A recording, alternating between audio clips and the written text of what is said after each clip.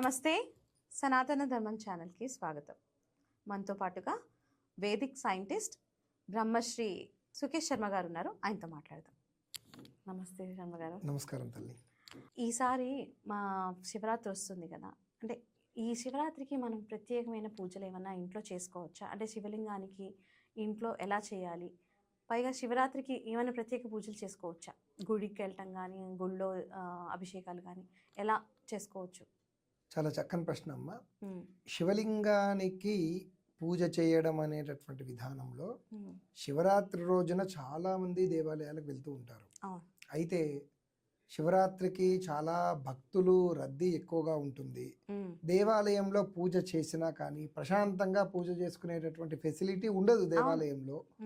మరి అలాంటప్పుడు ఇంట్లోనే ప్రశాంతంగా శివునికి పూజ చేసుకుంటే మరి ఫలితాన్ని రాదా, ఇవ్వరా అనేటటువంటి అనుమానం ఉండి ఇంట్లోనే శివలింగానికి పూజ చేసుకోవచ్చా అని అనేటటువంటి ప్రశ్నకు సమాధానం ఏంటి అంటే, చక్కగా కృతయుగే రత్నమయేషు, త్రేతాయాం స్వర్ణమయ, ద్వాపరే రసలింగస్య స్ఫటిక, కలియుగే మృత్తికా లింగం శ్రేష్టమని శాస్త్రం చెప్పింది. అంటే శివరాత్రి రోజున దేవాలయాలకు వెళ్ళి పూజించుకోలేనటువంటి సమయమున ఇంట్లోనే మట్టితో శివలింగాన్ని చేసుకోమని శాస్త్రం చెప్తుంది.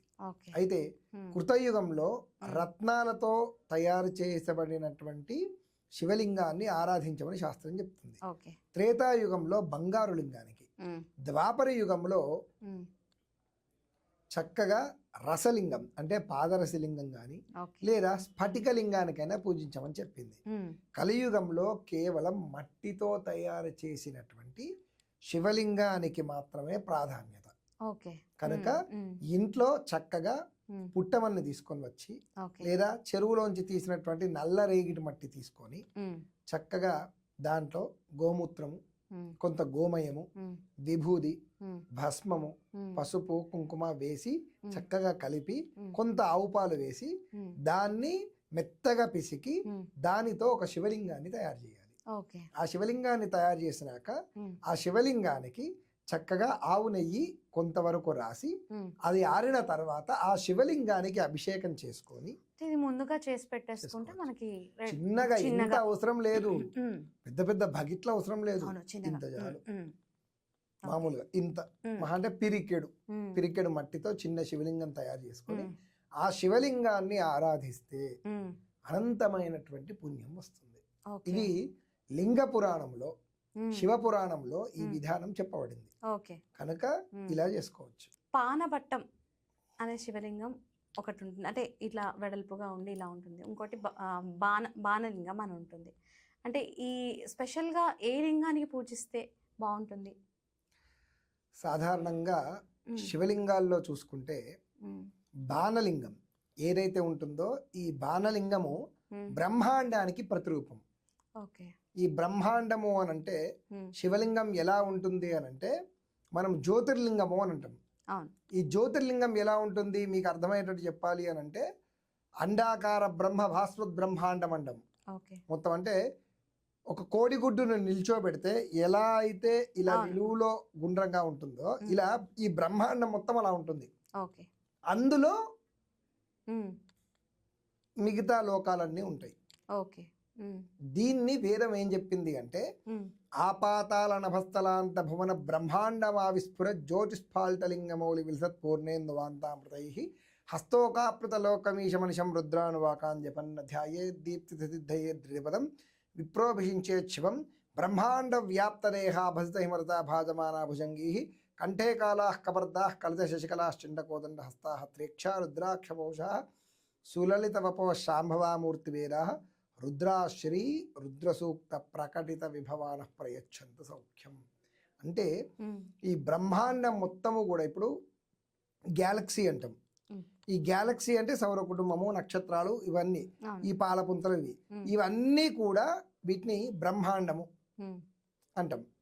ఈ బ్రహ్మాండానికి సంబంధించిన దాన్ని అంటే మీరు గ్యాలక్సీ ఏదైతే ఉందో ఈ గ్యాలక్సీ సౌర కుటుంబం ఏదైతే ఉందో దీన్ని మామూలుగా శాస్త్రంలో ఏం చెప్తుంది అని అంటే అందరూ కూడా అనుకునేటటువంటిది ఈ గ్యాలక్సీలో మొత్తం దేవతలు ఉంటారు, ఇదే గ్యాలక్సీలోనే 14 లోకాలు ఉంటాయి అంటారు. కానీ కాదు, ఇలాంటి గ్యాలక్సీలు కోటాను కోట్లు ఉన్నాయి. ఓకే. మామూలుగా ఈ విశాల విశ్వంలో సౌర కుటుంబాలు ఈ గ్యాలక్సీలు ఏవైతే ఉన్నాయో ఈ గ్యాలక్సీలు కోటాను కోట్లు ఉన్నాయి. ఈ కోటాను కోట్లు కలిగినటువంటి గ్యాలక్సీలన్నీ కూడా యూనివర్స్ లో ఉన్నాయి. గ్యాలక్సీ వేరు, యూనివర్స్ వేరు.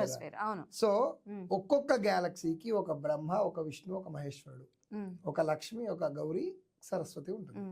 ఇలాంటి గ్యాలక్సీలు ఎన్నో ఉన్నాయి. ఒక్కొక్క గ్యాలక్సీకి త్రిమూర్తులు, త్రిశక్తులు ఉంటాయి. ఈ గ్యాలక్సీలన్నీ కలిసి ఒక యూనివర్స్ లో ఉంటుంది.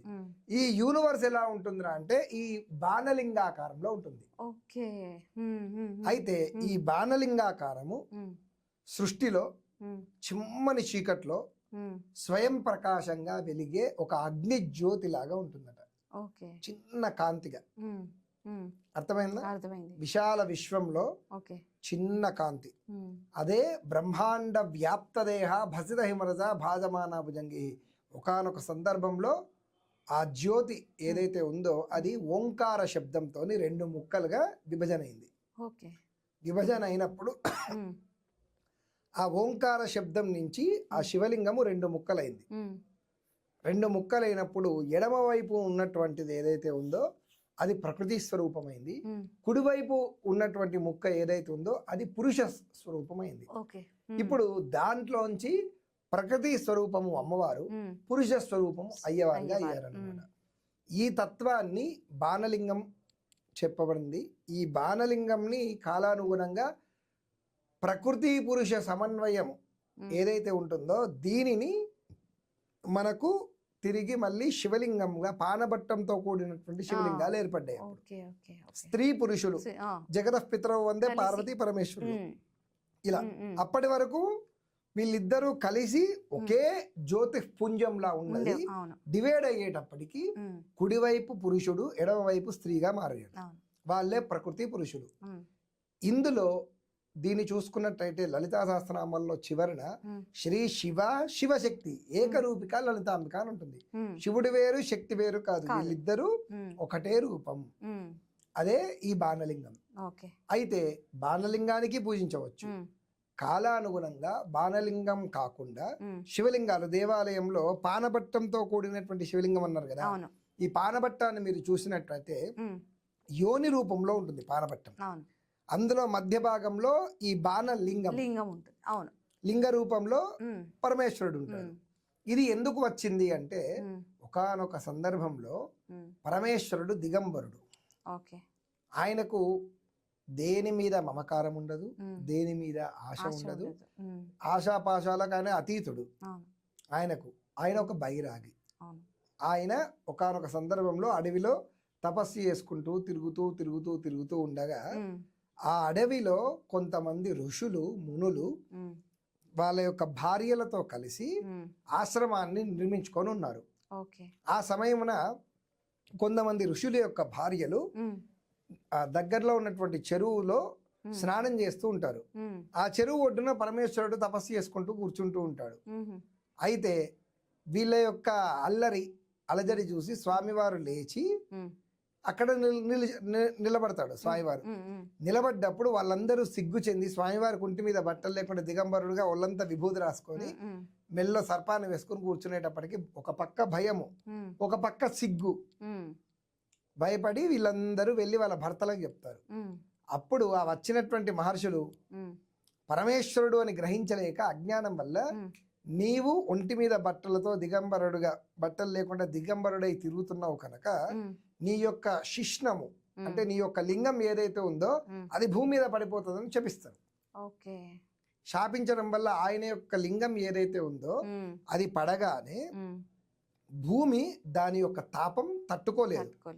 ఆ సమయంలోనే పాదరసం అనేది పుట్టింది మన భూమికి. మెటల్ పాదరసం ఆయన యొక్క మెర్క్యూరీ ఆయన యొక్క లింగం నుంచి పడింది కనుక దీన్ని తట్టుకునే శక్తి భూమికి లేదు. కాబట్టి ఈ రుద్ర తేజాన్ని, రుద్ర తాపాన్ని తిరిగి మళ్ళీ శాంతింప చెయ్యాలి, దీన్ని మళ్ళీ సుస్థిరంగా చెయ్యాలి అనేటటువంటి దాంట్లో వీళ్ళందరూ కూడా దేవతల్ని ప్రార్థిస్తే దేవతలు మళ్ళీ జగదంబ అయినటువంటి ఆదిశక్తిని ఆర్థిస్తే ఈ ఆదిశక్తి యోని రూపంలో మారుతుంది. అమ్మవారు ఆవిడ యోని రూపంలో మారి ఈ శివలింగాన్ని ధరిస్తుంది. అందుకే దేవాలయంలో ఉండేటటువంటి శివలింగము యోని రూపంతో పానపట్టం ఉంటుంది, పైన లింగ రూపంలో ఉంటుంది. శివశక్తి. అయితే వీళ్లకు కాలానుగుణంగా ఋషులు, విశేషించి మునులు ఋషులు పరమేశ్వరునికి భృగు మహర్షి కూడా శాపం ఉంది. ఏమని? నీవు సాకార రూపంలో కాకుండా నిరాకార రూపంలో కాకుండా లింగ రూపంలోనే పూజలు అందుకోవాలి అని. అప్పుడు మీరు ఎవరైతే ఉన్నారో, మీరు ఎగ్జాంపుల్ అమ్మవారు అర్ధనారీశ్వరు, శివుని యొక్క సగభాగం. శివునికి శాపం పెట్టినా అమ్మవారు కూడా పెట్టినట్టే. సగభాగం అన్నప్పుడు ఖచ్చితంగా అమ్మవారు కూడా దాన్ని ధరించాలి. కాబట్టి ఆ లింగ రూపము అమ్మవారి యోని పీఠము కలిసి శివలింగంగా ఉంటుంది. అందుకే స్త్రీలు కూడా శివారాధన చేయవచ్చు. చాలా మంది ఏమంటారు అంటే శివలింగానికి ఆడవాళ్ళు చేయకూడదు కదండి అని అంటారు. కాదు, శివలింగానికి కూడా ఆడవాళ్ళు చేయవచ్చు. అయితే ఆడవాళ్ళు శివలింగాన్ని చేసేటప్పుడు, పూజ చేసేటప్పుడు ముందుగా పానబట్టాన్ని ముట్టుకొని పానబట్ట మీద పసుపు కుంకుమ వేసి పానబట్టాన్ని నమస్కారం చేసుకున్న తర్వాత లింగాన్ని పూజించాలి. మగవాళ్ళు ముందుగా శివలింగాన్ని స్పృశించి దాన్ని నమస్కారం చేసుకొని తర్వాత పానబట్టాన్ని ముట్టుకోవాలి. అంతే, అంతే తప్ప వేరే ఏది లేదు. అందుకే శ్రీ శివ శివశక్తి ఏకరూపిక లలితాంబిక.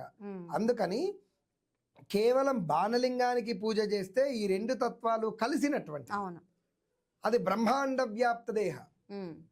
ఇలా కాదు, ప్రకృతి పురుష సంయోగం వల్ల స్త్రీ పురుషులు, మాత పితరులు ఇలా చూసుకున్నట్టయితే పానబట్టంతో కూడినటువంటి శివలింగం. అంతే, దానికి దీనికి భేదం అనేది లేదు. శరీరాలు వేరైనా ఇద్దరు మనసులు ఒకటే అంటారు కదా. ఈ ఇద్దరు మనసులు కలయిక వల్ల ఏర్పడినటువంటిదే బాణలింగం. చూడ్డానికి ఇద్దరు విడివిడిగా ఉన్నారు కానీ కలిసే ఒకే ఇంట్లో ఒకే చోట కలిసి ఉన్నారు అనేటటువంటిది మన పానబట్టంతో కూడినటువంటి లింగం. అంతే తప్ప దీంట్లో ఎటువంటి భేదము లేదు. కనుక కలియుగములో విశేషించి శివరాత్రి రోజున నేను చెప్పినటువంటి విధానంలో దేవాలయాలకు కానీ ఎక్కడైనా పెద్ద పెద్ద సభలకు కానీ వెళ్ళలేనటువంటి వాళ్ళు ఇంట్లో ఈ విధంగా శివలింగార్చన చేసుకుంటే వాళ్లకు అనుకున్నటువంటి కోరికలన్నీ కూడా నెరవేరుతాయి. ఇక్కడ మనకు భక్తి మాత్రమే ముఖ్యం పరమేశ్వరుడికి. మనము శివరాత్రి రోజు శివాలయానికి వెళ్ళామా లేదా అన్నది అనవసరం. నీవు నా మీద ఎంతవరకు భక్తిని పెట్టావు అన్నది మాత్రమే ఈశ్వరుడికి కావాలి. మనం ఇప్పటికీ శివరాత్రి రోజున ఆర్టీసీ క్రాస్ రోడ్లో చక్కగా శతరుద్రాభిషేకం చేయిస్తున్నాము. ఎన్టీఆర్ స్టేడియంలో దాదాపు ఒక 2000 నుంచి 4000 మంది వరకు వస్తూ ఉంటారు. అందరికీ ఆహ్వానం ఉంది, ప్రతి ఒక్కరూ రావచ్చు. దీనికి ఏమైనా విశిష్టమైన పూజ ఏమన్నా ఉందా ఇప్పుడు మీరు చేసే శతరుద్రాభిషేకం? మామూలుగా వేదంలో శతరుద్రీయం గురించి చెప్పబడింది అన్నమాట. ఎవరైతే శతరుద్రాభిషేకం పరమేశ్వరుడికి చేస్తారో వాళ్లకు పరమేశ్వరుడు ఎం చింతేదే కామం తం ప్రాప్నోతి వాప్నయాత్, వాళ్ళు అనుకున్నటువంటి కోరికలన్నీ నెరవేరుస్తారు. అందుకని ఇది సామూహికంగా జరిగేటటువంటి అద్భుతమైన దైవిక కార్యము. దీనిలో ఎవరైనా పాల్గొనవచ్చు. ఎవరైనా గాని చక్కగా ఆర్టీసీ క్రాస్ రోడ్ లో ఎన్టీఆర్ స్టేడియంలో శివరాత్రి రోజున శతరుద్రం 108 ద్రవ్యాలతో శివుడికి చక్కగా పరమేశ్వరునికి మనం అభిషేకం చేసుకుంటున్నాం. ప్రతి ఒక్కరూ ఆ రోజు ఈ యొక్క కార్యక్రమంలో పాల్గొనవచ్చు. ప్రతి ఒక్కరి చేతుల మీదుగా శివలింగానికి అభిషేకం చేపిస్తాము. ఈ అభిషేక జలాన్ని అందరిపైన కూడా ప్రోక్షణ, తీర్థము, ప్రసాదము, స్వామివారి యొక్క శివ కళ్యాణం కూడా ఆ రోజు జరుగుతుంటుంది విశేషంగా.